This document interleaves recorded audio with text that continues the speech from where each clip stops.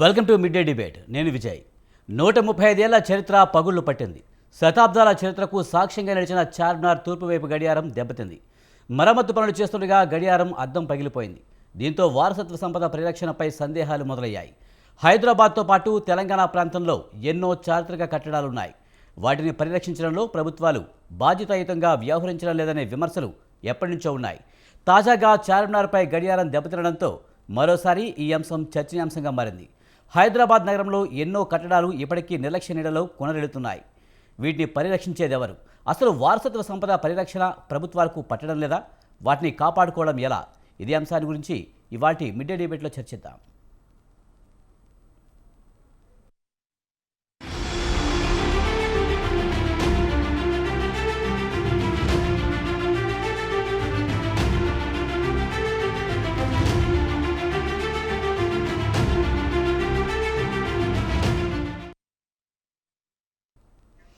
హైదరాబాద్ అనగానే మనకు గుర్తుకొచ్చేది చార్మినార్. నిర్వహణ లోపంతో చారిత్రక చార్మినార్ గడియారం పగిలింది. చరిత్రకు గుర్తుగా మిగిలిన వారసత్వ సంపద కాపాడంలో నిర్లక్ష్యానికి గురవుతున్న పరిస్థితి కనిపిస్తుంది. ఈ నిర్లక్ష్యానికి కారణం ప్రభుత్వాలా లేకపోతే నిర్వహిస్తున్న సంస్థలదా? ఇక ఇదే అంశానికి సంబంధించి మనతో మాట్లాడేందుకు బండారు రామ్మోహన్ రావు గారు, సామాజిక ఆర్థిక విశ్లేషకులు, అలాగే సత్యనారాయణ గారు, జాయింట్ డైరెక్టర్ ట్రైబల్ వెల్ఫేర్ నుంచి వారు ఉన్నారు మనకు అందుబాటులో. రామ్మోహన్ గారు నమస్తే అండి. విజయకాంత్ నమస్తే సార్. హైదరాబాద్ అనగానే మనకి బాగా గుర్తుకు వచ్చేది చార్మినార్. అలాంటి చార్మినార్ పై భాగంలో ఉన్న గడియారం అయితే పగిలిన పరిస్థితి. ఈ చారిత్రక కట్టడాల నిర్వహణ లోపంతోనే ఇలాంటి ఘటనలు జరుగుతున్నాయి అనుకోవాలా? ఖచ్చితంగా విజయ్ గారు, మీకు అట్లాగే సత్యనారాయణ గారికి, మన స్వతంత్ర టీవీ ప్రేక్షకులకు నమస్కారం. ఖచ్చితంగా మీరు అనేది నిజం. ఎందుకంటే అలక్ష్యం, నిర్లక్ష్యం అంటే ప్రభుత్వము ఎప్పుడో మహానుభావులు వందల వేల క్రితం కట్టిన ఈ హెరిటేజ్ సంపద, వారసత్వ సంపదను మనం చేతులను నాశనం చేసుకుంటున్నాం. అందులో ముఖ్యంగా 430 సంవత్సరాల చరిత్ర గల చార్మినార్ గడియారం పగిలిపోవడం దాన్ని నిర్వహణలో లోపంగా భావించవచ్చు. మనం ఖచ్చితంగా దాన్ని మనకు సికిందర్ మూడవ వారసుడు, వహీద్ మూడవ వారసుడు సికిందర్ చిన్న వాచ్ రిపేర్ దుకాణం పెట్టుకొని మన ఈ వాచ్లన్నీ రిపేర్ చేయిస్తున్నారు. చెప్పాలంటే ఒక వారసత్వ సంపదగా వీళ్ళు కూడా కుటుంబ వారసత్వంగా వాళ్ళు క్లాక్ టవర్లు కానీ, మనకు సార్వజనిక మ్యూజియంలో ఉన్న వాచ్ కానీ, అట్లాగే ఇది కూడా ఒక్కోసారి పొరపాటు జరగడం సహజం, కానీ దాన్ని రక్షించుకోవడంలో విఫలమైందని నేను అనుకుంటున్నాను. అంటే ఇది ఒక ప్రమాదంగా చూడాల్సిన అవసరం ఏం లేదంటారా? ఈ నిర్వహణ లోపంగానే చూడాల్సిన అవసరం లేదంటారా? విజయ్ గారు కావాలని ఎవరు చేస్తారు, కానీ ఒక్కోసారి ప్రమాదం జరిగినప్పుడు దాన్ని మళ్ళీ బాగు చేయించడం కావాలి. కానీ ఒకటే కాదు, అలక్ష్యం ఇది కేవలం ఒక ప్రమాదంగా భావించవచ్చు, కానీ మిగతా చాలా అలక్ష్యం చేస్తున్నారు కదా. తారామతి బారాదరి అవుతుంది మనకు, అట్లానే గోల్కొండ కోట. హైదరాబాద్ లోనే ఒక 10-15 చారిత్రక స్థలాలు ఉన్నాయి. ఫలక్నామా ప్యాలెస్. నాకంటే బాగా సత్యనారాయణ గారికి బాగా చెప్పగలుగుతారు చారిత్రక పరిశోధనలు. నేనేమో విశ్లేషకుడిగా 10 ప్రాంతాలు హైదరాబాద్ లో ఉన్నాయి. అట్లాగే మీరు చూడండి, మనకు బయట అంటే మనకు వరంగల్ ఒక చారిత్రక సంపదగా మనకు వస్తుంది. మెదక్ కోట, మెదక్ కిలా అంటారు, మెదక్ కిలా కూడా. అట్లాగే మనకు రాచకొండ, మనకు దగ్గర హైదరాబాద్ కి 50 కిలోమీటర్ల దూరంగా ఉన్నది కదా రాచకొండ. అట్లానే మనకు ఖమ్మం కిల్లా. ఇట్లా చూసుకుంటే రాష్ట్ర వ్యాప్తంగా అన్ని జిల్లాలో 1-2 చారిత్రక కట్టడాలు ఉంటాయి. అంతేందుకు మనకు మెదక్లోని చర్చి కూడా ఆసియాలో అతి పెద్ద విస్తీర్ణంలో ఉన్నది. ఎత్తు కాదు, పొడుగు కాదు, అతి పెద్ద విస్తీర్ణంలో ఉన్న ఆసియా మనకు తెలంగాణ మన గర్వకారణం మెదక్ చర్చి కూడా. ఇట్లా అంటే మతాల పరంగా కాకుండా రాజులు కట్టించినవి, అట్లాగే తర్వాత వచ్చినవి చూసుకుంటే మనకు చాలా చారిత్రక ప్రదేశాలు మనం నిర్లక్ష్యం చేస్తున్నాం. అందులో ఈ మధ్య నేను భద్రాచలం వెళ్ళాను. భద్రాచలం గుడి చాలా పురాతనమైంది కదా, అప్పుడప్పుడు కట్టింది. దానిలో మర్రి మొలకలు మొలుస్తున్నాయి మొత్తం శిఖరంలో. మా మేడం సుజాత చూసి ఏంటిది అంటే, నన్ను పట్టుబట్టి మీరు లోక్సత్తా కదా, మీరు ఫిర్యాదు చేయకుండా పోవద్దు మనం అని చెప్పి వాళ్ళకి ఫిర్యాదు చేస్తే మొలుస్తున్నాయి అంటారు. అంటే నేనేమంటున్నానంటే, ఏమైనా సరే ఇవాళ మొత్తం మీద ఒక 20-30 చారిత్రక స్థలాలు మనకున్నాయి రాష్ట్రంలో. వీటన్నిటి రక్షించుకోవాల్సిన బాధ్యత పురావస్తు శాఖది. ముఖ్యంగా కొన్ని అయితే అంతర్జాతీయ కీర్తి పొందినవి కూడా మనం రక్షించుకోలేకపోతున్నాము విజయ్ గారు. ఉదాహరణకు యునెస్కో గుర్తింపు పొందిన రామప్ప, ఇప్పటికీ దాన్ని పునర్నిర్మాణంలో ఆ రాళ్ళు అక్కడ పడి ఉంటే, అనాథలాగా పడి ఉంటే నాకు చాలా బాధ అనిపిస్తుంది. అసలు రామప్ప కూడా సరైన రోడ్డు సౌకర్యం లేదు. యునెస్కో గుర్తించిన తర్వాత కూడా మనకు ఆ కష్టం వచ్చింది. యునెస్కో గుర్తింపు కూడా చాలా ఆధారాలు కావాలి, చాలా కావాలి. ఉదాహరణకు చార్మినార్ గుర్తించకపోవడం ప్రధాన కారణం ఏంటంటే చుట్టుపక్కల ఉన్న షాపులు, చుట్టుపక్కల ఉన్న రోడ్లు ఇవన్నీ కూడా ఒక అవరోధంగా మారినాయి. అంటే దానికి ప్లేస్ కూడా ఒక ప్రాధాన్యత ఉంటుంది. అట్లా చూసుకుంటే యునెస్కో గుర్తించిన తర్వాత కూడా మనకు కేంద్ర పురావస్తు శాఖ వాళ్ళు అశ్రద్ధ వహించడం వల్ల ఇప్పటికి కూడా మళ్ళీ వెనక్కి తీసుకునే అవకాశం ఉన్నది, ఆ ప్రమాదం ఉన్నది. ఆ యునెస్కో గుర్తింపును, 1000 స్తంభాల గుడి పునర్నిర్మాణంలో అన్ని ఎక్కడెక్కడ రాళ్ళు పెంచేసి దాన్ని కూడా అట్లే అశ్రద్ధ చేస్తున్నారు. అంటే పురావస్తు శాఖకు కేటాయించాల్సిన నిధులు వాటిని కేటాయించకపోవడం, దాన్ని అశ్రద్ధ చేయడం వల్ల ఏమైందంటే మన వారసత్వ సంపదను మనంతల మనే దాన్ని నాశనం చేసుకుంటా అని నా ఉద్దేశం. రైట్. మనతో పాటు సత్యనారాయణ గారు ఉన్నారు. సత్యనారాయణ గారు, సార్ ఎలా చూడాలి? చార్మినార్ గడియారం పగలడం అనేది ఒక ప్రమాదంగానే చూడాల్సిన అవసరం ఉందంటారా? నిర్వహణ లోపం అంటారా? లేకపోతే ప్రభుత్వ నిర్లక్ష్యంతోనే ఇలాంటి ఘటనలు జరుగుతున్నాయి అనుకోవచ్చా? సరే, చరిత్రలో అందరికీ నమస్కారం. చరిత్రలో వేర్ అండ్ టేర్ అంటే కొన్ని సంవత్సరాలకి ఏదైనా చెడిపోవడం అనేది చాలా సహజంగా జరుగుతూ ఉంటుంది. అది ఎప్పుడు అంటే చార్మినార్ కట్టడం అనేది 1591 ప్రాంతంలో కట్టిన దానికి నిజాం కాలంలో 6th నిజాం అని అంటాము. అంటే లేట్ 19th సెంచరీ, సారీ అంటే 1890s లో ఆ ప్రాంతంలో పెట్టిన గడియారం అది. సో అంటే 130-140 సంవత్సరాలు అయింది కాబట్టి కంపల్సరీ మరి దానికి అంటే కొంచెం అది వీక్ అయిపోవడం అనేది సహజంగా జరుగుతూ ఉంటుంది. సో అలా జరిగినప్పుడు దాన్ని మళ్ళీ మరమ్మతులు చేసుకోవడం, బలోపేతం చేయడం అనేది అవసరం. సో ఇప్పుడు ఈ హైదరాబాద్ నగరంలో ఇతర పరిసరాల్లో ఉన్నాయి అన్ని కూడా జిహెచ్ఎంసి కంట్రోల్లో ఉన్నాయి. సో ఈ వారసత్వ కట్టడాల మెయింటెనెన్స్ వాళ్ళ పరిధిలో ఉన్నప్పుడు వాళ్ళు ముఖ్యమైన కట్టడాలకు సంబంధించిన అంశాలనైనా ఇట్లనే గడియారం కానీ ఇతరత్ర ఏవైనా కూడా వాటిని రెగ్యులర్ మెయింటెనెన్స్ కనుక చేస్తూ ఉంటే అవి మనకు ఎల్లకాలం కూడా కనిపిస్తూ ఉంటాయి, బాగా ఉంటాయి. అది కాకుండా మరి సరే ప్రభుత్వాన్ని నిందించడం అనేది పక్కనుంచితే మరి వాళ్ళ దృష్టిని ఇది ఎలా తప్పించుకున్నదో తెలియదు. మొత్తం మీద సహజంగా కూడా జరుగుతూ ఉంటుంది. పాతది కాబట్టి అది వీక్ అయి ఉండడం అనేది ఒక కారణం, రెగ్యులర్ మెయింటెనెన్స్ లేకపోవడం అనేది రెండో కారణం, మూడవది ప్రమాదవశాత్తు కూడా జరుగుతూ ఉంటుంది. సో ఇప్పుడు వాళ్ళు ఏదో మరమ్మతులు చేస్తున్న సమయంలో అట్లా పొరపాటున కూడా జరిగింది కాబట్టి ఈ మూడో కోణం ఇప్పుడు యాడ్ అయింది. కాబట్టి మనం ఎవరిని నిందించాలి అని అంటే మరి ప్రభుత్వం పెద్ద ఎత్తున వారసత్వ కట్టడాల్ని పట్టించుకోవాలి. ఎందుకు అంటే మన ఉనికి అది. అంటే మనం గర్వంగా చెప్పుకోదగిన సంపద వారసత్వ సంపదనే. మనం తెలంగాణ ఉద్యమం కూడా మన వారసత్వానికి, మన సంస్కృతికి మరి ఇతర ప్రాంతీయులు కొంత అవమానం జరుపుతున్నారనే కదా ఉద్యమం జరిగింది. కాబట్టి ఈ వారసత్వ కట్టడాలు ఏవైతే మనకు ఉనికినిస్తాయో, మన ఉనికి, మన ప్రాధాన్యత ఇది అని చెప్పడానికి నిదర్శనాలుగా నిలుస్తాయో వాటిని రెగ్యులర్ గా కాపాడుకోవడం అనేది అవసరం. దీనికి రామ్మోహన్ రావు గారు చెప్పినట్టు అంటే ప్రభుత్వము పర్యాటక శాఖలని, తర్వాత ఆర్కియాలజీ డిపార్ట్మెంట్ ని బలోపేతం చేయాలి. అక్కడ ఎక్కువ మంది స్టాఫ్ లేరు ఆ డిపార్ట్మెంట్ లో.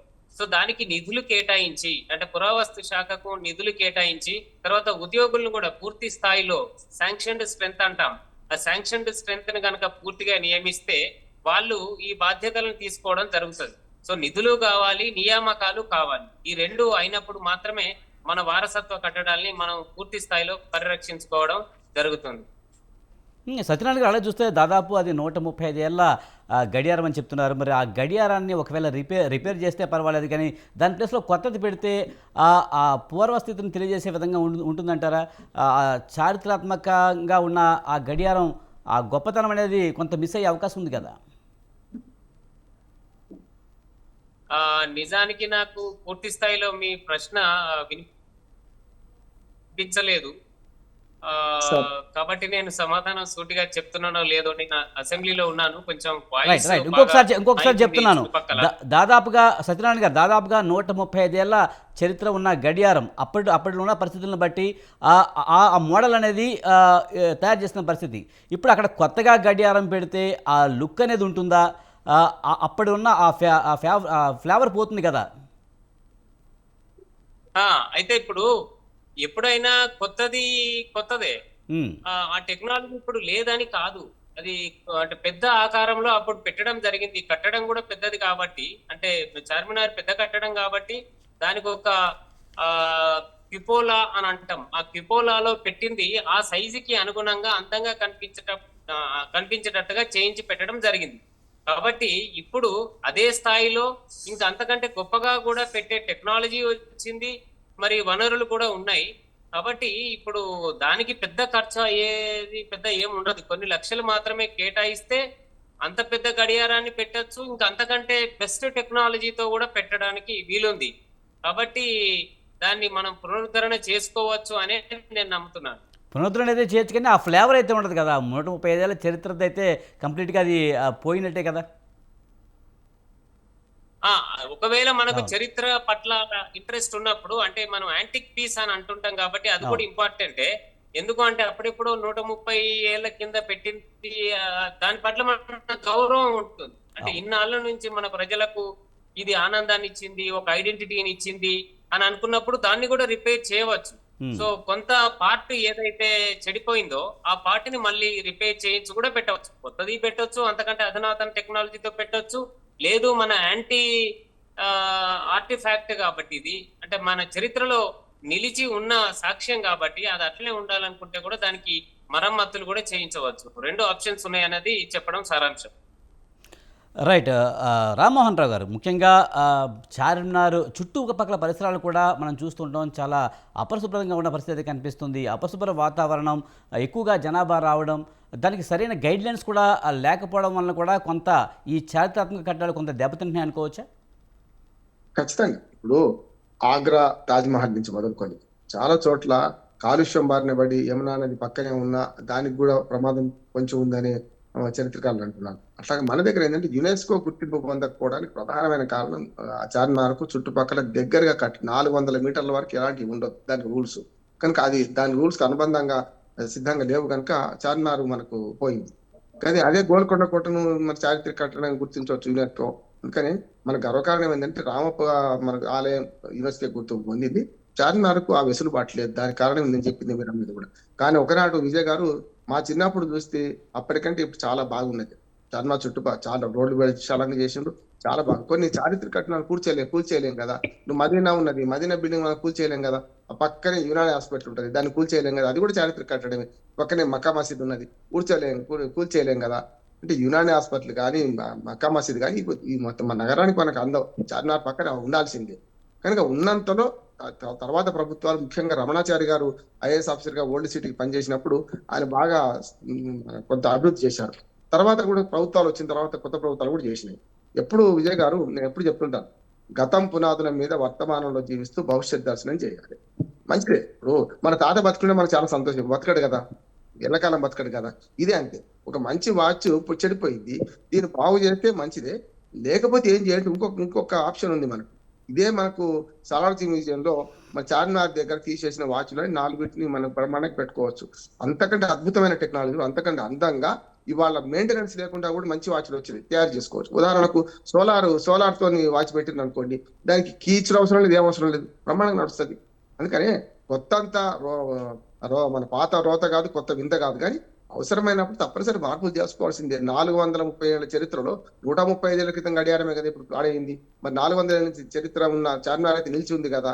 అది నిర్మాణం, ఇది కొంచెం మెకానికల్. వాచ్ కనుక చిన్నది, ఒక వస్తువు చెడిపోవడం సహజం. ఈ వస్తువును సాధ్యమైనంత వరకు బాగు చేస్తే మంచిది.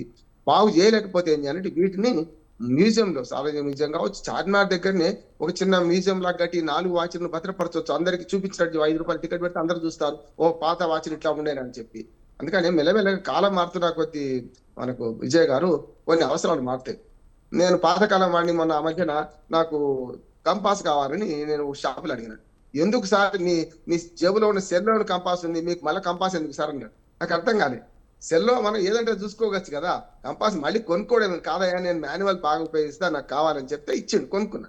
నేనేమంటున్నానంటే కొందరికి నేను పేపర్ చదివితేనే నాకు చాలా సంతోషం అనుకోండి, ఫిజికల్ పేపర్ చదవడం వేరు, ఆన్లైన్ లో చదవడం వేరు. అందుకని కొన్ని పద్ధతులు మార్చుకున్నప్పుడు పాత మంచిగానే అనిపిస్తుంది, కానీ కొత్తదాన్ని అలవాటు చేసుకోవాలి. అందుకని మనకు మన టాటా టాటా గారు ఏమంటారంటే, ఎప్పుడు కూడా ఒక వ్యవస్థ కానీ ఒక వ్యక్తి కానీ నిరంతరం మారుతూ ఉండాలి, మారకపోతే అక్కడే ఉంటే మురిక్కాలలాగా మారిపోతారు అంటాడు. అదేనా సరే, కొత్త విషయాన్ని నేర్చుకోవాలి, కొత్త తెచ్చుకోవాలి. ఇక్కడ కూడా మన పాత తట్టు మీద మర్యాద ఉండాలి.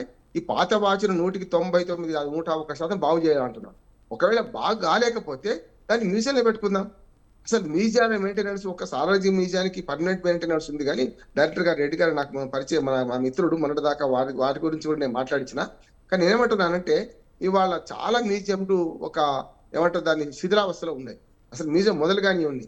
ఉదాహరణకు పనిగిరి అని విజయ్ గారు పనిగిరి అని మనకు సత్యనారాయణ గారు బాగా తెలుసు. అక్కడ చాలా చారిత్రక అవశేషాలను రోడ్డు మీద పడేసి అసలు విగ్రహాలు కానీ అవన్నీ కూడా ఇక్కడ పడితే అక్కడ ఉంటాయి. అక్కడ అద్భుతంగా మ్యూజియం కట్టింది గుంటకండ్ల జగదీష్ రెడ్డి గారు అక్కడ స్థానిక అప్పుడు మంత్రి అప్పుడు వారందరితో ఒక పెద్ద బ్రహ్మాండమైన మ్యూజియం కోసం ఒక హాల్ కట్టిండ్రు. ఆ హాల్ తెలిసిన వాళ్ళు ఇప్పటిదాకా. అంటే ఏం చేయాలి, తెలవాలంటే ఒక మనిషి ఉండాలి కదా, మనిషి ఉండాలంటే దానికి జీతం ఇవ్వాలి కదా. అంటే పాత వాటి పట్ల మనకు ఉన్న మక్కువను మిగతా దేశాలకు పోల్చుకుంటే మనం చాలా తక్కువ అంటున్నాం. ఈఫిల్ టవర్ మెయింటెనెన్స్ చూడండి, నేను విదేశాల్లో చూసుకుంటే వారు చారిత్రక అవశేషాలను చాలా బాగా రక్షించుకుంటారు. మనము తుప్పుబట్టి పోయేదాకా మనం రక్షించుకోము, తర్వాత అయ్యో అంటే ఏడిస్తే లాభం లేదు. అందుకే చాలా మనకు చారిత్రక అవశేషాలు ఇప్పటికీ అంతరించిపోయినాయి, ఇంకా అంతరించిపోతున్నాయి. ఇప్పటికైనా మన భారత పురావస్తు శాఖ వాళ్ళు కానీ లేకపోతే ప్రభుత్వం తెలంగాణ ప్రభుత్వం కానీ దీన్ని సమన్వయం చేసుకొని దేశంలోని ముఖ్యంగా మన రాష్ట్రంలోని అన్ని చారిత్రక కట్టడాలను చారిత్రక అవశేషాలను మనం కాపాడుకోవాలి. ఉదాహరణకు మెట్ల బావి మనకు హైదరాబాద్కు మంచి అందం. చాలా ప్రతి గ్రామంలో ప్రతి ఊళ్ళో ప్రతి పట్టణంలో ఏదో ఒక అవశేషం ఉంటది. దాన్ని మనం వెలికి తీసే క్రమంలో ప్రభుత్వాలు చొరవ చూపించాలి. ఇంకోటి మన ప్రభుత్వాలు పెట్టి అనవసర ఖర్చులు విజయ్ గారు ఇది ఒక పీనట్ అంటున్నాడు, చిన్న ఖర్చే. ఇంతకుముందు సత్యనారాయణ గారు అన్నారు కదా, ఓ 1,00,000 2 లక్షలు 5 లక్షలు 20 లక్షలు కానివ్వండి, ఆ వాచి బాగా అయితే మంచిదే కదా అంటున్నాడు. అట్లా కాకుండా అశ్రద్ధ చేస్తే పాడైన కొద్ది ఇంకా పాడైపోతుంది, పనికి రాకుండా పోతుంది. ఎప్పటికప్పుడు మెయింటెనెన్స్, ఎప్పటికప్పుడు సత్వర జాగరూకతలు ఉంటే ఖచ్చితంగా మన చారిత్రక అవసరం దక్కించుకోవచ్చు. వచ్చే తరాల వారికి వారసత్వ సంపదను అందించవచ్చు. రైట్. సత్యనారాయణ గారు, ముఖ్యంగా చార్మినార్ గడియారం పగలడం అనేది ఒక ప్రమాదంగా అనుకుని ఉండొచ్చు, కానీ ముఖ్యంగా పెరుగుతున్న కాలుష్యంగా కారణంగా కూడా చారిత్రాత్మక కట్టడాలు దెబ్బతింటున్న పరిస్థితి కనిపిస్తుంది. కానీ వీటిని నివారణకు తీసుకోవాల్సిన చర్యలు అయితే ప్రభుత్వాలు తీసుకోవడం లేదు. ఇంతకుముందు మన రామ్మోహన్ గారు చెప్పినట్టు చార్మినార్ చుట్టుపక్కల ప్రాంతాలు కూడా చూస్తే దాదాపు 400 మీటర్ల వరకు కూడా కొంచెం ఖాళీ ఉన్నట్టయితే కనుక దాని పరిరక్షణకు చాలా అవకాశం ఉంటుందనే మాట కూడా అనడం జరిగింది. ఎలా చూడాలంటారు సత్యనారాయణ గారు? మనకి చెప్తున్నాను, ఒక 2 సంవత్సరాల కిందట మనకి ప్రపంచ వారసత్వ హోదా వచ్చింది రామప్ప టెంపుల్ కి. దానికి నిబంధనలు మనకు తెలుసు. అంటే కట్టడానికి చుట్టుపక్కల ఒక 200-300 మీటర్ల పరిధిలో ఏ కట్టడాలు ఉండకూడదు. ఇప్పుడు రీసెంట్ గా కూడా ఢిల్లీలో అది జరిగింది, అంటే ప్రపంచ వారసత్వ సదస్సు అనేది జరిగింది. దాంట్లో కొన్ని 10 దేశాలు ఒక చారిత్రక సంపద ఏదైతే కట్టడం ఉంటుందో లేకపోతే కల్చరల్ ప్రాపర్టీ ఉంటుందో దాన్ని సపోర్ట్ చేయవలసి ఉంటుంది, ఓటింగ్ చేయవలసి ఉంటుంది. దానికి ముందస్తు చర్యలు ఏంటి అని అంటే 200-300 మీటర్ల దూరంలో ఎలాంటి ఇతర అంటే మనుషుల కట్టడాలు, అంటే నివాసానికి సంబంధించి అనుకోండి, ఏదో మంచి అనుకోండి, బావి అనుకోండి, ఏదనుకోండి, అట్లాంటివి ఉండకూడదు. అంటే ఆహ్లాదకరమైన పరిస్థితుల్లో ఉండాలి అని దాని అర్థం. అంటే అర్థం ఏంటి, ప్రతి కట్టడం కూడా చాలా పర్ఫెక్ట్ గా మెయింటైన్ చేయబడాలి, అంటే నిర్వహణ సరిగా ఉండాలి, అట్లనే అందంగా కూడా కనిపించాలి. అంతే కదా పర్యాటక వనరు యొక్క ప్రత్యేకత. సో చారిత్రక సంపద ఏదైతే అనుకుంటున్నామో ప్రత్యేకత అదే, ఆహ్లాదకరంగా కనిపించాలి, మన ఐడెంటిటీకి మన అస్తిత్వానికి అది మచ్చుతునక ఇది నిదర్శనము అనేదానిలాగా కనిపించాలి. సో దానికి గాను పర్ఫెక్ట్ మెయింటెనెన్స్ అనేది అత్యవసరం.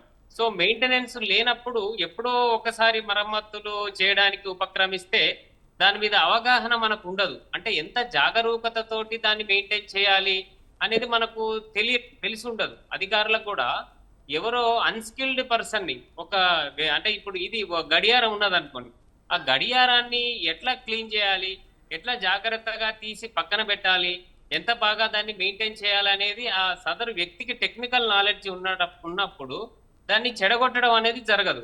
కానీ ఎప్పుడైతే స్కిల్డ్ పర్సన్ కాని వాడు దాన్ని ఏదో మరమ్మతు చేయడానికి ట్రై చేస్తే, క్లీన్ చేయడానికి ట్రై చేస్తే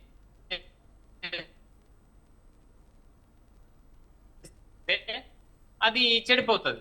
ఇప్పుడు చార్మినార్ అంటే రెగ్యులర్ మెయింటెనెన్స్ లేస్తాను, దాని బాగోగులు చూడకపోవడం, రెగ్యులర్ గా చూడకపోవడం అనేది ఈ ప్రమాదానికి అసలు కారణాలు. కాబట్టి ఇది ఒక్క కట్టడం మాత్రమే కాకుండా మనం ఇప్పుడు ఇంకా కొన్ని స్థలాలు కూడా అనుకుంటున్నాం. ఇప్పుడు రీసెంట్ గా ముడుమాల అనే ఒక ప్లేస్ ఉంది నారాయణపేట జిల్లాలో. అక్కడ స్టోన్ హెంజ్ అనే ఒక నిర్మాణం ఉంది. ఎక్కడైతే బ్రిటన్ లో లండన్ పరిసరాల్లో స్టోన్ హెంజ్ ఉన్నదో దానికి ప్రపంచ వారసత్వ సంపద హోదా ఇచ్చారు. కానీ దానికంటే ఇంకా పెద్దది, అంటే విస్తృతిలో పెద్దది, చాలా సంఖ్యలో కూడా పెద్దది. అంటే స్టోన్ హెంజెస్ చాలా ఉన్నాయి ఇక్కడ. నక్షత్ర మండలము అని అంటాం, గ్రేట్ బేర్ అని అంటాం, సప్తర్షి మండలము అని తెలుగులో అంటాం. ఈ సప్తర్షి మండలము లిఖించబడి అంటే కొన్ని వేల సంవత్సరాల క్రితమే, 3000 సంవత్సరాల క్రితమే గ్రేట్ బేర్ ని అంటే మన తెలుగులో గ్రామాల్లో ఈ మంచం కోళ్లను 3 దొంగలు ఎత్తుకపోతున్నారు అని ఆ చుక్కలను చూసి, చుక్కల అమెరికన్ చూసి, రాత్రి ఆకాశంలో కనిపించే చుక్కలను చూసి టైం ని క్యాలిక్యులేట్ చేసుకునేవాళ్ళు. అయితే ఇది 40-50 ఏళ్ల కిందటి మనుషులందరికీ తెలుసు ఈ సంగతి. ఇప్పుడు మనం ఆరు బయట పడుకోవట్లేదు, మనకు తెలియదు. కానీ ఒక 40-50 సంవత్సరాల ప్రతి ఒక్కరికి తెలుసు ఆకాశంలో చూస్తే ఎట్లా కనిపిస్తుంది. సో అలాంటి నిర్మాణాలు మనకి నారాయణపేట జిల్లా ముడుమాలలో ఉన్నాయి. 3000 సంవత్సరాల కింద కట్టినవే అవి. అయితే బ్రిటన్ దగ్గర ఉన్న స్టోన్ హెంజ్ కేమో ప్రపంచ వారసత్వ హోదా వస్తుంది. మనకు అంతకంటే ప్రాచీనమైనది ఉండి అంతకంటే విశిష్టమైన నిర్మాణాలు ఉంటేనేమో మనకు ప్రపంచ వారసత్వ హోదా రాదు. ఎందుకు రాదు అనంటే మన దగ్గర మెయింటెనెన్స్ లేదు, టెక్నికల్ నోహౌ లేదు. టెక్నికల్ పర్సన్స్ దాన్ని మెయింటైన్ చేసినప్పుడు, రెగ్యులర్ మెయింటైన్ చేసినప్పుడు, ఆహ్లాద పరిస్థితుల్లో వాటిని ఉంచగలిగినప్పుడు పర్యాటకులు వస్తారు, దాని ప్రాముఖ్యత పెరుగుతుంది. మన ఐడెంటిటీ మనది ఇది, మాది ఇది అని గర్వంగా చెప్పుకునే స్థితి కూడా ఉంటుంది. కాబట్టి రామ్మోహన్ రావు గారు అన్నట్టు నాట్ ఓన్లీ వన్ సైట్, అంటే ఇప్పుడు ఒక్క చార్మినార్ అని మాత్రమే కాకుండా ఇతరత్ర సైట్ల పట్ల కూడా ఇకనైనా జాగరూకత వహించాలి. అంటే టెక్నికల్ మెయింటెనెన్స్ ఉండాలి, రెగ్యులర్ మెయింటెనెన్స్ ఉండాలి, దానికి సంబంధించిన నిధులను కూడా ప్రభుత్వం ఇస్తూ ఉండాలి. అలాంటప్పుడు మాత్రమే చార్మినార్ ని కాపాడుకోగలుగుతాము, ముడుమాలను కాపాడుకోగలుగుతాము, రామప్పని కాపాడుకోగలుగుతాము, ఇతర ఏ గొప్ప సైట్లనైనా కాపాడుకోగలుగుతాం. కాబట్టి ఇదొక అంటే ఇప్పుడు ఈ చార్మినార్ గడియారం అనేది ఒక ఉదంతం కావాలి. మన వారసత్వ సంపదని మనం కాపాడుకోవాలనే లెసన్ నేర్చుకోవడానికి ఇదొక పాయింట్ కావాలని నేను కోరుతున్నాను.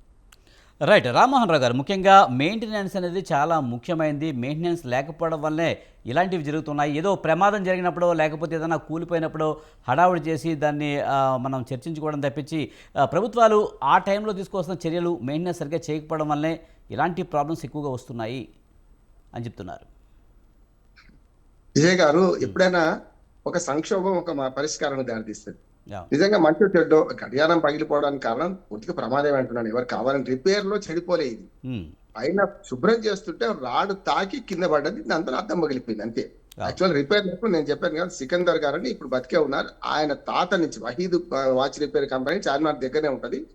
వాళ్ళు దీన్ని చేస్తున్నారు, మెయింటెనెన్స్ 3 తరాలుగా చేస్తున్నారు. ఇది ఒకటే కాదు, సార్వజనిక గడియారం కానీ, మనకు సికింద్రాబాద్ క్లాక్ టవర్ కానీ, అన్ని గడియారాల రిపేర్ వాళ్ళకి అప్పచెప్పింది గవర్నమెంట్. ఇప్పుడు కాదు, నిజాం కాలంలో వాళ్ళ తాతకి అప్పచెప్తే ఆధునిక ప్రభుత్వాలు వారికి అప్పచెప్పింది, వాళ్ళు చేస్తున్నారు. వాళ్ళ తప్పు కాదు ఇక్కడ.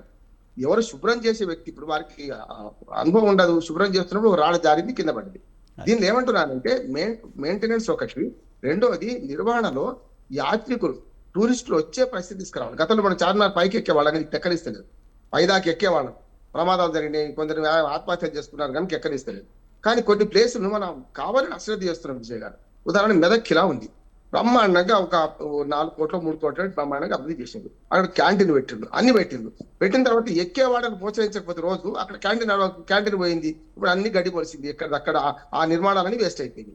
ఎప్పుడు కూడా టూరిజాన్ని ప్రోత్సహించకుండా, మీరు చూడండి విదేశాలలో సింగపూర్ ఎంత దేశం విజయ్ గారు, సింగపూర్ చిన్న దేశము, ఇవాళ టూరిజం మీదే మొత్తం బతుకుతుంది. వాళ్ళకి బతికే టూరిజం మీద మట్టి కూడా కొనుక్కొచ్చుకోవాలి వాడు. కౌలాలంపూర్ కానీ, మలేషియా కానీ, ఇవన్నీ వాళ్ళు ఏం చేస్తున్నారు, టూరిజం మీద బతుకుతున్నారు. మనం ఏం చేయాలంటే టూరిజం మీద డెవలప్ చేస్తే, నేను చెప్పిన మెదక్ కోట నాశనం కాదు కదా. ఏం చేయాలంటే హైదరాబాద్ నుంచి మనకు టూర్స్, ఒక చైన్ ఆఫ్ టూర్స్ పెట్టాలి. ఉదాహరణకు మన హైదరాబాద్ నుంచి భువనగిరికి ఇప్పటికి కూడా మీకు తీగల వంతెన చేస్తామని ఎన్నో రోజుల నుంచి అంటున్నారు. కిషన్ రెడ్డి గారు పర్యాటక శాఖ మంత్రి ఉన్నప్పుడు మేతో వచ్చేసి పోయింది అన్నాడు. ఇప్పటిదాకా ఏం దిక్కుదేది దశలేదు. అంటే ఏమంటున్నారంటే భువనగిరి, అంటే కొలనుపాక దగ్గరే, కొలనుపాక నుంచి అరవపల్లి, అంటే మనకు వాయా పనిగిరి, మనకు ఇట్లా పోతే ఒకటి ఉంటది. అట్లాగే దాంతో పాటు మనకు రామప్ప, లక్నవరం చెరువు, రామప్ప చెరువు, అట్లా పోతే ఒకటి ఉంటది. మనకు ఏదైనా సరే చారిత్రక ప్రదేశాలను గుర్తించి ఒక లింక్ ఏర్పాటు చేసి పర్యాటక ప్రదేశంగా మారుస్తే నలుగురు నడిస్తే తోవ అవుతుంది విజయ్ గారు. ఎప్పుడు నలుగురు నడవకపోతే ఆ ఉన్న తోవ కూడా గడ్డి మొలుస్తుంది, పోతుంది. పిల్లబాట కూడా ఓ అరణ్యం తయారైతుంది. అందుకని మనం ఏం చేయాలంటే ప్రభుత్వాలు చేయాల్సిన పని, తెలంగాణలో ఉన్న అద్భుతమైన అలంపూర్ నుంచి, దక్షిణాన ఉన్న అలంపూర్ నుంచి మొదలుకొని మనకు మన సిర్పూర్ కాగజ్నగర్ వరకు ఉన్న ఇటు పక్కన ఇటు ఖమ్మం నుంచి మొదలుకొని నిజామాబాద్ దాకా ఇటు రెండు పక్కల కూడా అద్భుతమైన చారిత్రక కట్టడాలు ఉన్నాయి. దాశరథి మన జైల్లో పడ్డ నిజామాబాద్ జైలు కూడా చారిత్రక ప్రదేశం అంటున్నాను నేను. ఓల్డ్ జైలు అది మనకు కావాలంటే. మనం ముషిరాబాద్ జైలు కూలగొట్టింది, కానీ మీరు ఏవైనా సరే చారిత్రక ప్రదేశాలను రక్షించుకునే క్రమంలో ప్రభుత్వాలు రెండు రకాల అశ్రద్ధ చేస్తున్నాయి. ఒకటి మెయింటెనెన్స్ లేకపోవడం, రెండోది దాన్ని ఎప్పుడో ఒకసారి 4-5 కోట్లు పెట్టి బ్రహ్మాండంగా చేస్తారు, ఆ తర్వాత మర్చిపోతారు. దాంతో అవి ఏం కావు. నేను చెప్పిన పనిగిరిలో మ్యూజియం కడితే ఆ మ్యూజియం కట్టి షట్టర్ వేసి పెట్టిండ్రు, ఇనాగ్రేషన్ కూడా అయిపోయింది. ఇంకో 2022లోనే 2 ఏళ్ల నుంచి దాని ఖాళీ ఉంది. అని ఒక ఉద్యోగి కావాలంటే అక్కడ ఆ ఉద్యోగి ఉంటే అది నడుస్తుంది. అందుకనే మీరు రెండు అంటే ఎప్పుడు కూడా చారణ కోడికి పారణ మసాలా అన్నట్టు ఒక మనిషిని నియమిస్తే జీతం ఇవ్వాల్సి వస్తుంది, నెల జీతం ఇవ్వాల్సి వస్తుంది కదా. మీరు కాంట్రాక్ట్ లేబర్ని పెట్టండి, కానీ కొన్నిసార్లు మ్యూజియంలలో వీటిలో కాంట్రాక్ట్ పెడితే అవి బాధ్యత ఉండకపోతే ఆ విలువైన వస్తు సంపద కూడా తరలిపోయే అవకాశం ఉంటుంది.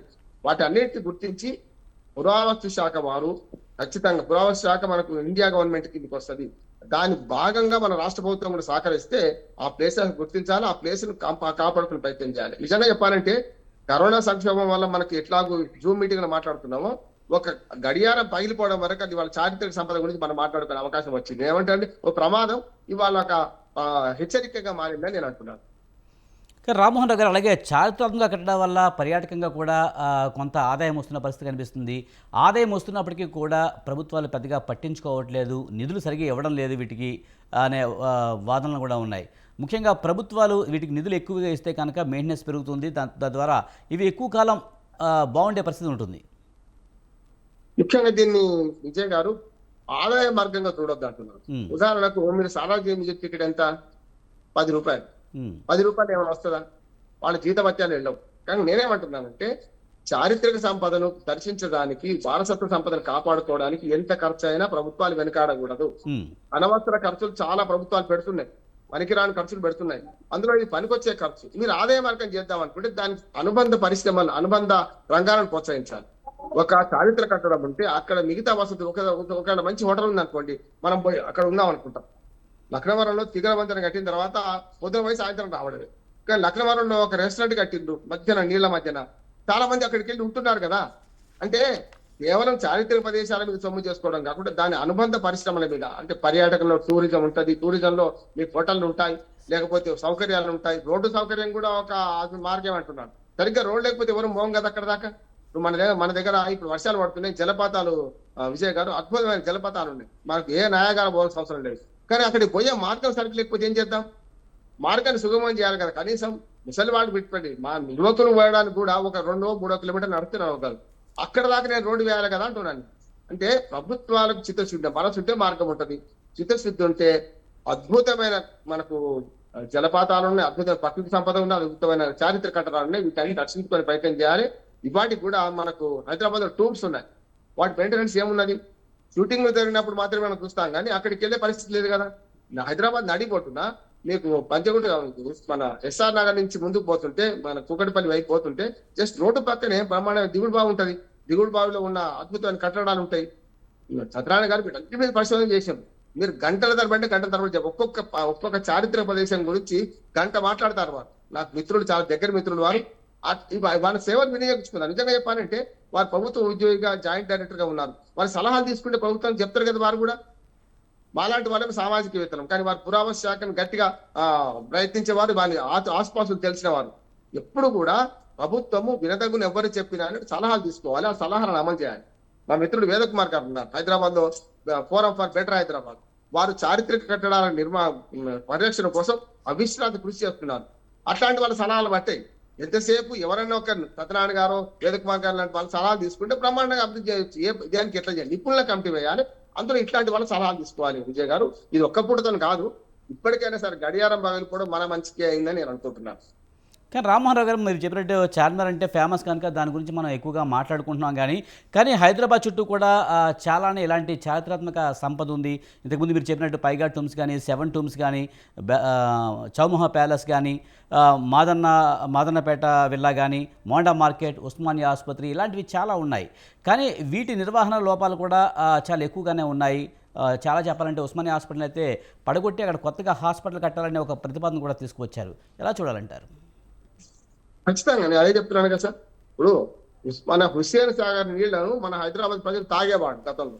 ఉమ్, ఏమైంది? 4 నాలాల నీళ్లు కుక్కటిపల్లి నుంచి మధ్య 4 నాలాల నీళ్లు మురికి నీళ్ళు వచ్చి కలిసిన తర్వాత తాగడానికి కాదు కదా, మనం పర్యాటకులు ఉత్తుని దగ్గరికి మన ముక్కు మూసుకొని పోవాల్సి వస్తున్నది. ఎందుకు వస్తున్నది? కేసీఆర్ గారు డల్లా చేస్తా అన్నారు. నేను రాజకీయ విమర్శ చేయడం లేదు, కానీ మొత్తం నీళ్లు ఎత్తిపోసి ఆ మొత్తం సిల్ట్ అంతా తీసేసి కొత్తది చేస్తా అన్నారు. చాలా కష్టం, అది వీలు కాదు. కానీ ఇప్పటికే ఏం చేయొచ్చు అంటే, ఇప్పుడు కొంత మారింది, గతంలో లాగా లేదు. ఆ నాలాల నుంచి వచ్చే మురుగును వేరే దిక్కు మళ్ళించారు, పైపుల ద్వారా మన హుస్సేన్ సాగర్ కిందికి వేశారు. ఇప్పుడు మరో పెద్ద ప్రమాదం ఏంటంటే గండిపేట, ఉస్మాన్ సాగర్, హిమాయత్ సాగర్ పెద్ద ప్రమాదం పొంచి ఉన్నది. 111 జీవో ఎత్తేసిండ్రు. మాలాంటి వాళ్ళందరూ వారు ప్రభుత్వ ఉద్యోగులు ఉన్నా కూడా సత్యనారాయణ గారు లాంటి వాళ్ళు కూడా వ్యతిరేకించింది. తప్పు, 111 జీవో ఎత్తేస్తే రేపు పొద్దున అన్ని కాలుష్యాలు వాళ్ళకి వస్తాయి. వ్యవసాయ ఆధారిత వాటిలలో చూసుకుంటే మీకు ఎరువులు, పురుగు మందులు అన్ని అందులో కలిస్తే రేపు పొద్దున తాగడానికి నీళ్లు పనికిరావని. అందుకని మనం ఏం చేయాలంటే నీటి ఆధారము రక్షించుకోవాలి. ఇప్పుడు కూడా భారతీయ ప్రపంచం అంతా హెరిటేజ్ ఎక్కడి నుంచి వచ్చింది? అసలు జలం జీవం అంటాం. జలం నుంచి జీవం మొదలైంది, జలం పక్కన జీవం మొదలైంది, నదుల పక్కనే జీవం మొదలైంది. ఆ నదులను కాలుష్య రహితంగా చేయాలంటే రేవంత్ రెడ్డి గారు మంచి ప్రయత్నం అంటున్నారు, కేంద్ర ప్రభుత్వం సహకరిస్తలేదు. వాళ్ళ మూసీ నది ప్రక్షాళన, గంగా నది ప్రక్షాళన కావాలంటున్నాం. మూసీని అద్భుతంగా సుందరీకరణ చేయొచ్చు. మీరు రబ్బర్ డ్యామ్లు, కాపర్ డ్యామ్లు కట్టుకుంటూ మీరు చాలా రైట్. ఆయన నెట్ కనెక్షన్ సరిగ్గా అయినట్టుంది. సత్యనారాయణ గారు, ఎలా చూడాలి? ముఖ్యంగా చార్మినార్ ఒకటినే కాదు, హైదరాబాద్ సరౌండింగ్స్లో కూడా చాలా కట్టడాలు ఉన్నాయి. వాటిలో చాలా చారిత్రాత్మకమైన ఉన్నాయి, కానీ వాటిని కూడా ప్రభుత్వాలు సరిగ్గా పట్టించుకోవట్లేదు అనే విమర్శలు అయితే ఉన్నాయి. ఎలా చూడాలి? అయితే మన జిహెచ్ఎంసీకి అప్పచెప్పారు ఈ బాధ్యతని. అంటే సిటీలో ఉన్న వారసత్వ సంపద స్థలాలు ఏవైతే ఉన్నాయో 100కి పైగా ఉన్నాయి. వాటి మెయింటెనెన్స్ ని, వాటిని గుర్తించడము, వాటిని కాపాడము, వాటి పరిసరాల్లో ఎవరైనా కూడా కట్టడాలు కట్టాలనుకుంటే ప్రభుత్వం పర్మిషన్ తప్పకుండా తీసుకోవాలి అనే నిబంధనలు ఇట్లా హైదరాబాద్ కి సంబంధించి స్ట్రిక్ట్ రెగ్యులేషన్స్ ఉన్నాయి, మనగడలో అస్తిత్వంలో ఉన్నాయి. అయితే వీటిని కాపాడడం ఒకవైపు అంటే జస్ట్ ప్రొటెక్ట్ చేయడం, కానీ కన్జర్వేషన్, ప్రిజర్వేషన్ అనే 2 వర్డ్స్ ఉంటాయి. ప్రిజర్వేషన్ అంటే కాపాడతాం, ఓకే, కానీ కన్జర్వేషన్ అని అంటే దాన్ని అదే విధంగా ఉండేటట్టుగా, అంటే భవిష్యత్తుకి అదే విధంగా ఉండేటట్టు అందించడాన్ని కన్జర్వేషన్ యాక్టివిటీ అని అంటాం. అంటే ఇప్పుడు ఉదాహరణకి ఈ చార్మినార్ పైన గడియారం ఉంది, అది ఎప్పుడో 130 సంవత్సరాల కిందట పెట్టింది.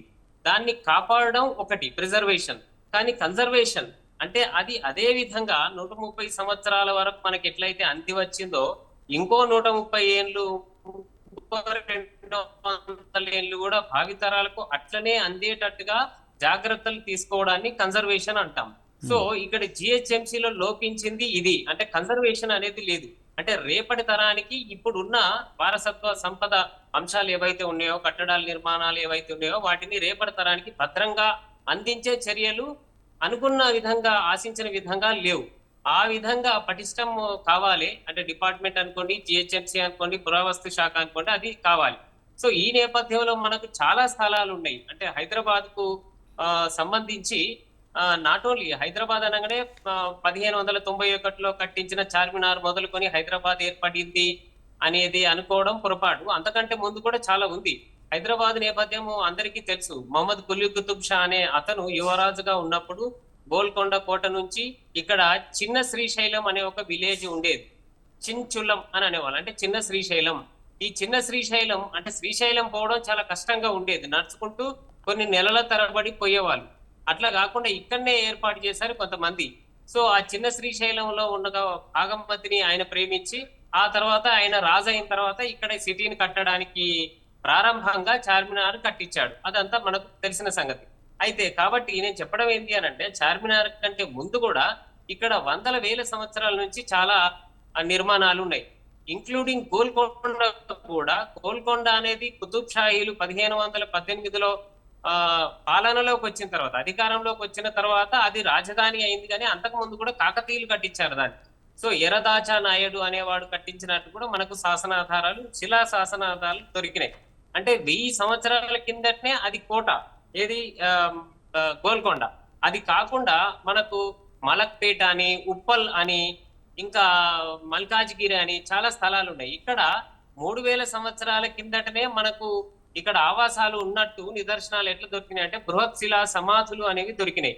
బృహత్ శిల అంటే పెద్ద శిలలతోటి, పెద్ద గండ శిలలతోటి 3000 సంవత్సరాల కిందటనే మానవులు వాళ్ళ సమాధులను నిర్మించుకున్నారు. మరి వాళ్ళ ఆవాసాలు కూడా ఉండాలి కదా, అంటే విలేజెస్, సెటిల్మెంట్స్, నగరము, సిటీలు ఇవన్నీ ఉండాలి. ఇంకా గొప్ప విషయం ఏంటి అంటే సెంట్రల్ యూనివర్సిటీ అనేది మనకు హైదరాబాదు శివార్లలో ఉంది కదా, అక్కడ దాని ఆవరణలోనే, యూనివర్సిటీ ఆవరణలోనే మెన్హిర్స్ అనేవి దొరికినాయి. మెన్హిర్స్ అంటే మెన్ అంటే మనుషులు, హిర్ అంటే హీరోలు, నాయకులు అని, అంటే గొప్ప నాయకుడికి సూచనగా ఇగో ఇక్కడ ఈయన సమాధిని పెట్టినాము అని సూచనగా నిలువు రాయి పెడతారు, దాన్ని మెన్హిర్ అని అంటాం. సో వాటిని తవ్వకాలు జరిపినప్పుడు దేశంలోనే మొట్టమొదటి మెగాలిథిక్ బరియల్ అది అని తెలిసింది. అంటే ఇంతకు ముందు 3000 సంవత్సరాల కిందటే బృహత్ శిలా యుగము ప్రపంచంలో మనుగడలోకి వచ్చింది అని నమ్మేవాళ్ళు. కానీ ఈ సెంట్రల్ యూనివర్సిటీలో జరిపిన తవ్వకాలతోటి 4250 సంవత్సరాల కిందటనే మొట్టమొదటి మనుషులు ఇట్లాంటి కట్టడాలు కట్టినారు అనేది తెలిసింది. అది కాకుండా ఆ సమాధిలో పాతిపెట్టిన వస్తువులను బయటికి తీసినప్పుడు కుండలో జొన్నలు, పప్పులు లాంటివి ఆధారాలు కూడా దొరికినాయి. అంటే అప్పటికే సాగు అనేది, పంటలు పండించడం అనేది 4250 సంవత్సరాల కిందటనే మనగడలో ఉండేది అనేది నిదర్శనాలు మనకు దొరికినాయి. అట్లనే ఉప్పల్ అంటే కూడా ఉప్పలమ్మ అని అంటాం. అంటే ఏదన్నా మైసమ్మ, పోచమ్మ, ఇప్పుడు బోనాల పండుగ నడుస్తుంది, ఈ మైసమ్మ, పోచమ్మ మన పిల్లలకి ఏదన్నా ఆంటీ చేస్తే దాన్ని ఉప్పలమ్మ అని కూడా అంటారు. అంటే పోచమ్మ కూడా పొంగు అని కూడా అంటాం.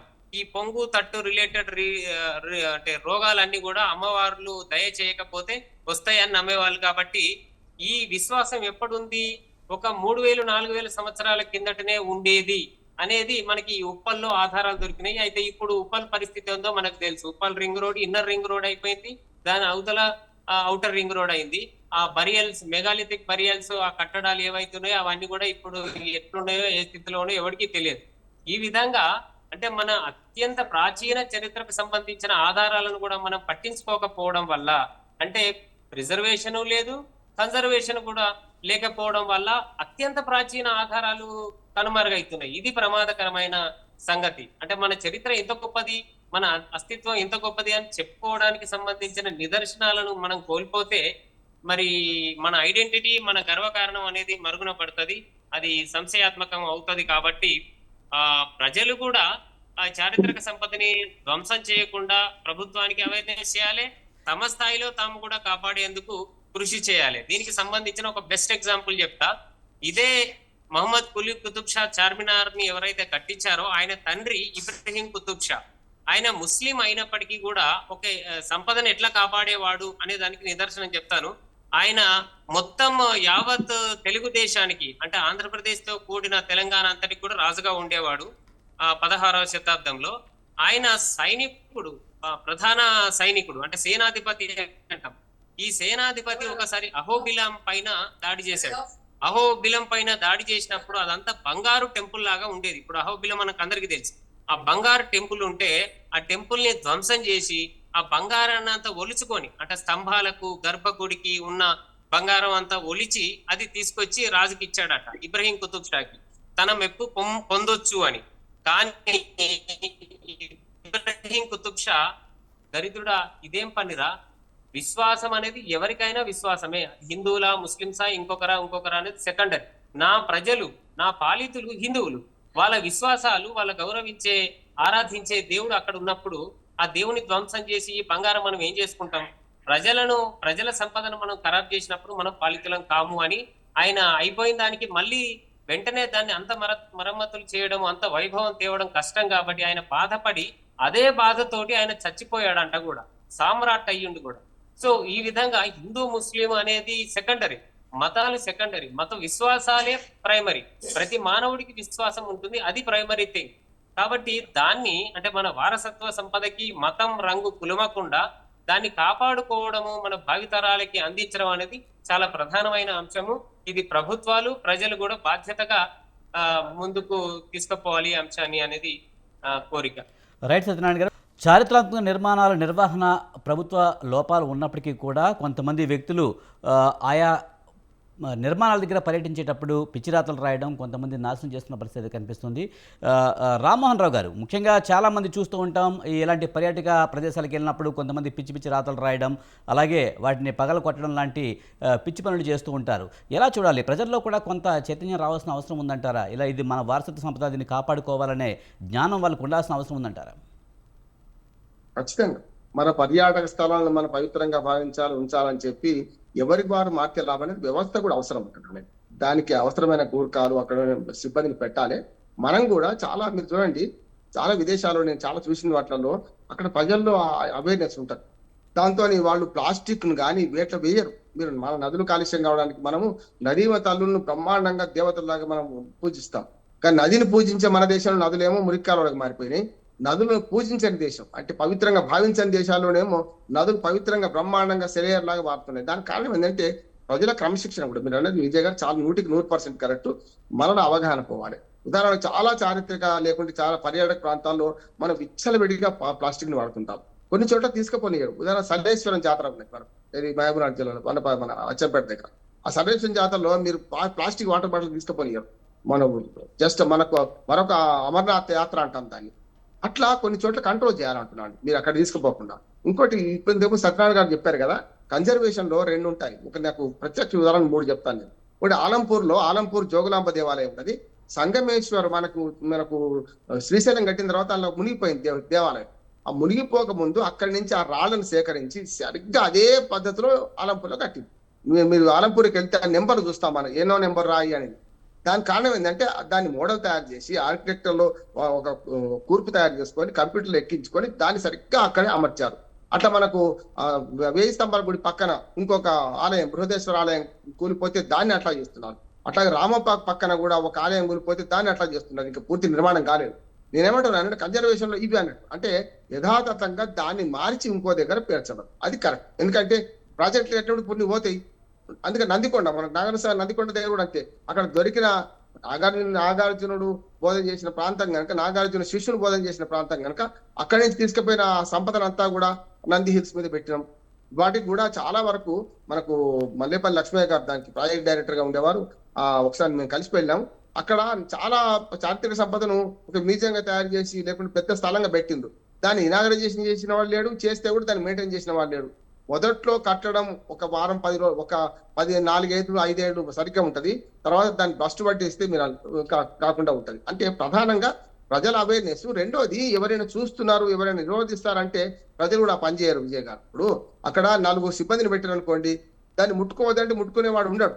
కానీ లేకపోతే అద్దం పగలు కొట్టి దాన్ని ఏముందో చూస్తామంటారు. అట్లా చాలా చోట్ల ఏమవుతుందంటే మీరు అన్నట్టు పిచ్చి రాతలు, లవ్ సింబల్స్ వేయడం, పేర్లు రాసుకోవడం అద్భుతంగా. మీరు చూడండి, మీరు చార్మినార్ కూడా సున్నం డంగు బట్టి కట్టిన బాపద్దంలో పిచ్చి గీతలు, రాళ్లతో గీతలు గీసి మొత్తం నాశనం చేసే సందర్భాలు ఉన్నాయి. రిపేర్ తర్వాత ఇప్పుడు ఎక్కడం లేదు కనుక కొంతవరకు రక్షించబడ్డది. కానీ ఇప్పటికి కూడా ఏ చారిత్రక స్థలమైనా, ఏ మన పర్యాటక ప్రాంతమైనా దానికి తగిన సిబ్బందిని కేటాయించి కంట్రోల్లో పెడితే తప్ప సాధ్యం కాదు. ప్రజలందరూ నైతికంగా మారాలి, ప్రజలందరూ ధర్మాత్ములు కావాలి, ప్రజలందరూ క్రమశిక్షణలో ఉండరు. అందుకని అంబేద్కర్ ఏమంటాడంటే వ్యక్తి మారాలా, వ్యవస్థ మారాలంటే వ్యక్తి మారాలి కానీ వ్యవస్థ కూడా మార్చాలి. మాకు ట్రాఫిక్ సిగ్నల్స్ అనేది వ్యవస్థ. వ్యక్తి అనేవాడు ట్రాఫిక్ సిగ్నల్స్ దగ్గర పోలీసు లేకపోతే ఏం చేస్తారు, ఎవటి పడితే వాడు పోతాడు, అడ్డంగా బుక్ అయిపోతాడు. అదే నా ట్రాఫిక్ పోలీసులు ఉంటే ఆగుతాం కదా. అంటే భయంతో కంటే భక్తితో కంటే భయం మళ్ళా మనకు వస్తుంది. మనకు ట్రాఫిక్ రూల్స్ ఉల్లంఘించిన వారికి గతంలో 150 ఫైన్ ఉండేది. వాళ్ళు 1000 రూపాయలు ఫైన్ చేసిన కొంత ఆగిందా లేదా? ఇదే అంతే. హెరిటేజ్ సంపదను కాపాడుకోవడానికి మనం మారాలి. దాంతో పాటు అవేర్నెస్ తీసుకురావాలి. పిల్లలలో, ముఖ్యంగా స్కూల్ పిల్లల్లో హెరిటేజ్ సంపదను ఎట్లా కాపాడుకోవాలని పాఠ్యాంశం కూడా ఉండాలంటున్నాను నేను. అంటే మొక్క వంగని మానవ వంగుతుంది అన్నట్టు మొక్కలో దేశంలోనే మన హెరిటేజ్ సంపద ఏమిటి, మన రాష్ట్రంలో ఏమున్నా చూడాలి. అన్నిటికంటే ఇంకొక మాట కూడా, మన ప్రమోషన్ వర్క్ కూడా లేదు విజయ్ గారు. ఇప్పుడు ప్రభుత్వాలు ఏం చేయాలంటే ఈ చారిత్రక ప్రదేశాలకు ఒక లింక్ టూర్ పెట్టేసి ప్రమోషన్ వర్క్ కూడా చేయాలి, ఇక్కడి నుంచి ఇటు పోతే అని. దీన్ని మనకు ఆదాయ మార్గంగా చూడొద్దు అంటున్నాను. శ్రీశైలం వెళ్ళి వస్తే మనకు కొన్ని ఉన్నాయి, ఆ 1000 స్తంభాల గురించి పెడతాం, ఇక శ్రీశైలం పోయేస్తాం అంటారు. కానీ ఆదిలాబాద్ జిల్లాలో ప్రత్యేక బ్రహ్మాండమైన మనకు చారిత్రక ప్రదేశాలు ఉన్నాయి. మీకు అంతెందుకు, హైవే నెంబర్ 44 ఇప్పుడు గతంలో 7 మనకు నిర్మల్ కోట ఉన్నది. ఎవరు చూపెడుతున్నారు? నేను మొన్న పోయొచ్చిన కోటలో తీసుకొచ్చుకున్నా. ఒక్క మనిషి ఉన్నాడు, గడ్డి మొలిసింది. భయం అవుతుంది కూడా, ఫ్యామిలీతో పోలేం మనం. అంటే అటువంటి ప్రదేశాలు రక్షించడంతో పాటు అక్కడ సిబ్బందిని నియమించి దాన్ని లాభ నష్టాలతో బేరీజ్ వేసుకుంటే లాభం లేదు. మన హెరిటేజ్, మన వారసత్వ సంపదను కాపాడుకోవాలి. కానీ ఒక ఉదాహరణ ఏమైందంటే, ఒక మనకు పాత సామెత ఒకటి ఉంది. తాత సంపాదించిన తివాచీలో ఒడ్లు ఎండవసిండట బయట పెట్టి, తాను సంపాదించిన చాపను మాత్రం చుట్టు పెట్టుకుంటాట ఇంట్లో. అట్లా ఉన్నది మన పరిస్థితి. ఇవాళ కొత్తయన్ని మనం రక్షించుకుంటున్నాం, పాత వాటిని నేను చెప్పిన తివాచీని ఒడ్లైతే వస్తారా అంటే కాదు కదా. అందుకనే ఇవన్నీ ఉన్నాయి మనకు. మన మన కుటుంబంలో వారసత్వం ఉంటుంది, సమాజంలో వారసత్వం ఉంటుంది, ప్రపంచంలో వారసత్వం. ప్రపంచ వారసత్వ సంపదకు ధీటుగా మన రాష్ట్రంలో, మన ముఖ్యంగా తెలంగాణ రాష్ట్రంలో అద్భుతమైన సంపద ఉన్నది. ఇంకా పాత అవశేషాలు ఉన్నాయి, ఇంకా పాత మాటలు ఉన్నాయి. మీరు చూడండి, పూడు అంటే అన్నం. మన దగ్గర ఆ పూడు అనేది అచ్చమైన తెలుగు పదం, అన్నం అనేది సంస్కృత పదం. మనము తెలుగు భాషను రక్షించుకుంటున్నాం, తెలుగు భాషలో తెలుగు సంస్కృతి రక్షించుకుంటున్నాం, మన చారిత్రక సంపదను కూడా రక్షించుకుంటున్నాం. ఇందులో మనం ఏమంటారు అంటే, మన గంగా జమున తహజీబ్ అంట. మనకు ఇంతకు సత్యనారాయణ గారు చెప్పారు కదా, మనకు ఒకనాడు 108 సంవత్సరాలు అంటే 1908లో అంటే దాదాపు 115 సంవత్సరాల క్రితం ప్రజల ప్రాణాలను కాపాడిన మనకు మూసీ నదికి వరదలు వస్తే చింత చెట్టు మనం కాపాడుకుంటాం. వాటికి చింత చెట్టు ఇప్పటికీ అవశేషంగా ఉంటది. ఆనాడు నిజాం ప్రభు ఆయన ముస్లిం అయి కూడా గంగమ్మ తల్లికి అంటే మూసీ నదికి హారతి సమర్పించి చీరే సార అమ్మ గంగమ్మ తల్లి శాంతించు అని వేసిన సంస్కృతి మనకు కనపడుతుంది. అప్పుడే కదా మనకు ఈ చాదరగట్టు, మనకు గౌరిగూడ మొత్తం దాదాపు 10-12 కిలోమీటర్ల దూరంలో ఇటుపక్క అటుపక్క మూసీ నదికి అద్భుతమైన కళాఖండమే ఒక రకంగా రాతి గోడ నిర్మించాం. చూస్తే మీకు అవన్నీ మనకు ఈ షాపుల మాటన ఇట్లా పోతున్నాయి. కానీ దీన్ని అదే రకంగా ఇక్కడ కొత్త ప్రభుత్వం ఏం చేయాలంటే, దాన్ని మనకు ఉప్పలు దాటి మనకి ఏదైతే నాగోలు దాటి కూడా నిర్మించే ప్రతిపాదన ఉంది. అది ఏమైంది ఇప్పటిదాకా నాకు తెలియదు. చాలా మంచి ప్రతిపాదనలు ఉన్నాయి. అంతేందుకు మూసీ సుందరీకరణ మీద ఇవాళ దృష్టి పెట్టింది రేవంత్ రెడ్డి గారు, ముఖ్యమంత్రి. చాలా అభినందిస్తున్నాను. పార్టీలతో మన సంబంధం లేదు. రేవంత్ రెడ్డి గారు నిజంగా తలుసుకుంటే ఇవాళ మూసీ సుందరీకరణ చేయొచ్చు. దానికి కేంద్ర ప్రభుత్వ సహకారం కూడా కావాలి. ఎందుకంటే నదుల సుందరీకరణ అనేది వేల కోట్ల రూపాయలు, 100 కోట్ల రూపాయలతో అయ్యేది కాదు. దాన్ని చేయాల్సిన పక్కనే ఇటు పక్క హైకోర్టు, అటుపక్క ఉస్మానియా హాస్పిటల్, ఇటు పక్కనే సాలార్జీ మ్యూజియం. ఎంత అద్భుతమైన ప్రదేశం అది. ఇప్పటికి కూడా నాయాపూర్ పక్కన 2 బ్రిడ్జిలే కట్టినాం. అటు పక్కన ఒక 2 అవసరాల కోసం గౌరిగూడ బస్ స్టాండ్ కోసం కట్టుకున్నాం. కానీ నిజమైన ప్రజల అవసరాల కోసం కట్టుకుంటే అద్భుతమైన ప్రదేశంగా హైదరాబాద్ ఓల్డ్ సిటీని కూడా మనం రూపొందించవచ్చు. అది ప్రజల చిత్తశుద్ధిని బట్టి ఉంటుంది విజయ్ గారు. కన్జర్వేషన్ లో రామ్మోహన్ గారు, ముఖ్యంగా ఇలాంటి చారిత్రాత్మక కట్టడాల విషయంలో కూడా నిర్వహణ లోపం ప్రధానంగా కనిపిస్తున్నమాట వాస్తవమే. ఇలాంటి నిర్వహణ లోపం ఉండటం వలన ఆయా ప్రాంతాలు అసాంఘిక కార్యక్రమాలు ఎక్కువ జరుగుతున్నాయి, చాలామంది నేరస్తులకి అడ్డగా మారిపోతున్నాయి. దీని ద్వారా క్రైమ్ రేట్ కూడా పెరుగుతుందనే వాదన ఉంది. ఖచ్చితంగా తాగుబోతులు వస్తున్నారు. నేను చాలా ప్రదేశాలకు నేను ఒంటరిగా వెళ్ళి వస్తాను. బాగుందా లేదా చూసి ఫ్యామిలీ తీసుకెళ్తాను. చాలా ప్రదేశాల్లో ఎవరు లేకపోతే అసాంఘిక కార్యక్రమాలు నడుస్తున్నాయి. తాగుతున్నారు, తింటున్నారు, వ్యభిచారం చేస్తున్నారు, రకరకాలుగా ఉన్నది. అంటే కాపు లేకపోతే ఏదైనా పోతుంది కదా. కాపు లేకపోతే మన ఇంట్లో వస్తువు కూడా బయటపడిపోతుంది. అందుకని ప్రభుత్వం చేయాల్సిన పని ఏంటంటే, మీరు చాలా విషయాలలో దీనికి తక్కువ రామ్మోహన్ గారు, మీ వాయిస్ రావడం లేదు. సరైన మన ప్రాధాన్యత ఇస్తే అందులో పెట్టుకుంటే తప్పని బాగైతే ఇది ఒక్కనాటితో కాదు. నిజంగా చెప్పాలంటే ఒక ప్రమాదం మనం ఈ చర్చ వైపు నెట్టేసింది. అన్ని టీవీల్లో నిన్న మనం చూస్తే మన స్వతంత్ర టీవీ కూడా దీని ముందు ఉన్నది. చేస్తే ఇది ఒక రకంగా ప్రభుత్వ దృష్టికి తీసుకుపోతున్నట్టే లెక్క. నాకు ప్రభుత్వానికి ఒకటే విజ్ఞప్తి నాది ఏంటంటే, అయ్యా ఇప్పటికైనా మేల్కోండి. ఈ గడియారం పడిపోతే పడిపోయింది, కొత్త తెచ్చుకుంటారా, రిపేర్ చేస్తారా తర్వాత. కానీ తెలంగాణలో ఉన్న అద్భుతమైన సంస్కృతిని, సాంప్రదాయాన్ని, చారిత్రక కట్టడాలను ఇప్పటికే రక్షించుకున్నాం. అది బాగుంటుందని నా ఉద్దేశం. రైట్. సత్యనారాయణ గారు, ముఖ్యంగా చార్మినార్ పక్కనే కూడా మక్కా మసీద్ లాంటి నిర్మాణాలు ఉన్నాయి. గతంలో ఇక్కడ బాంబులు పేరిన పరిస్థితి కూడా ఉంది. ముఖ్యంగా ఉగ్రవాదులకి ఒక టార్గెట్గా మారిపోయే ఆ చారిత్రక కట్టడాలు అనేది కూడా ఒక సందేహంగా మారిపోయిన పరిస్థితి. ఇలాంటి చారిత్రక కట్టడాల విషయంలో రక్షణ చర్యలు కూడా తీసుకోవాల్సిన అవసరం ఉందంటారా? తప్పకుండా. ఇప్పుడు హైదరాబాదు నడిబొడ్డున ఈ ప్రదేశాలు ఉన్నాయి. అంటే చార్మినార్ కానీ, చార్మినార్కి మళ్ళీ 4 పక్కల మళ్ళీ 4 కమాండ్లు అని ఉన్నాయి. అది కాకుండా ఇదే పరిసరాల్లో మనకి మక్కా మసీదు ఉంది. సో ఇవన్నీ కూడా ఓన్లీ ముస్లిం మతానికి సంబంధించినవి కాదు, ముస్లిం పాలకులకు సంబంధించినవి మాత్రమే మనం చూడకూడదు. మన చరిత్రలో జరిగిన సంఘటనలకు నిదర్శనాలుగా, దృష్టాంతాలుగా, అంటే అవి ఇప్పటికీ మనకు అంది వచ్చిన ఆధారాలుగా మనం చూడాల్సి ఉంటది.